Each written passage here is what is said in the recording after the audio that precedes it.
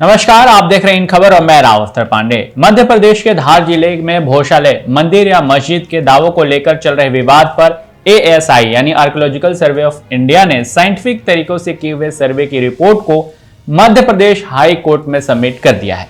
ASI के अधिवक्ता हिमांशु जोशी ने 2000 से अधिक पन्नों की रिपोर्ट उच्च न्यायालय के पंजीकरण को सौंपी। बता दें 22 जुलाई को इस पर दोबारा सुनवाई होनी है। चलिए अब समझते हैं कि यह मामला है क्या। दरअसल धार जिले के आधिकारिक वेबसाइट के अनुसार भोज, जो कि 1000 से 1055 ईसा वर्ष तक परमार वंश के शासक थे, जिन्होंने धार में एक विश्वविद्यालय बनाया जो भोजशाला के रूप में जाने लगा। 1305 में अलाउद्दीन खिलजी ने भोजशाला को नष्ट कर दिया। अब हिंदू पक्ष इसे सरस्वती मंदिर होने का दावा करता है और मुस्लिम पक्ष इसे कमाल मौलाना मस्जिद परिसर होने का दावा करता है।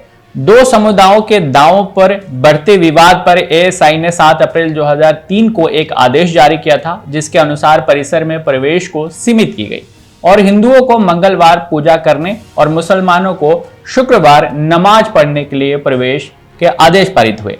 21 साल से हिंदू सिर्फ मंगलवार को भोजशाला में पूजा अर्चन करते आ रहे हैं, मुसलमान सिर्फ शुक्रवार को नमाज अदा करते हैं।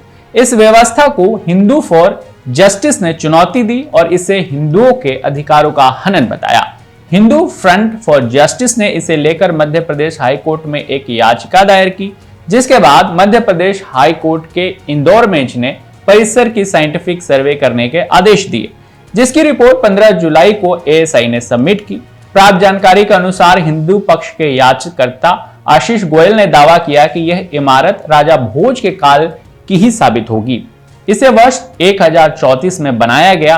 ASI को इस सर्वे में कई प्राचीन मूर्तियां मिली हैं जो परमकालीन हो सकती हैं। इस तरह यह परमकालीन इमारत है।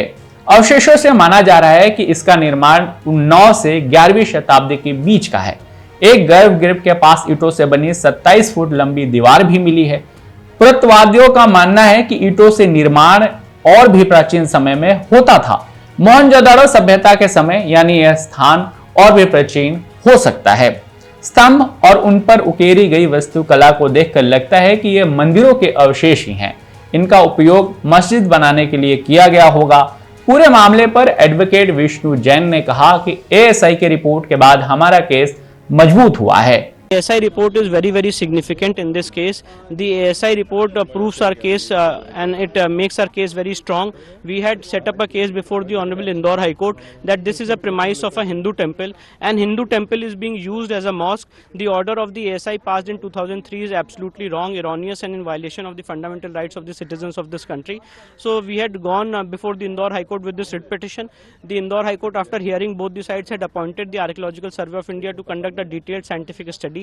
And today after the report which is filed into 2000 pages and this survey which is conducted for 98 days, our case is become very strong before the Honorable Indore High Court. There is a stay granted by the Honorable Supreme Court on 1st of April on the proceedings of the Indore High Court. So we will be approaching the Honorable Supreme Court so far as the vacation of stay is concerned. So we are hopeful that in future the truth of Bhojshala will prove to the hilt and this order of ASI passed in 2003 will be ultimately quashed. No, Places of Worship Act has no bearing in this case because in the Places of Worship Act itself it is mentioned that if any monument is protected by under the ASI Act 1958, Places of Worship Act is not applicable. So far as Places of Worship Act applicability is concerned, the Act itself says so. So therefore we are out of the clutches of Places of Worship Act so far as this case is concerned.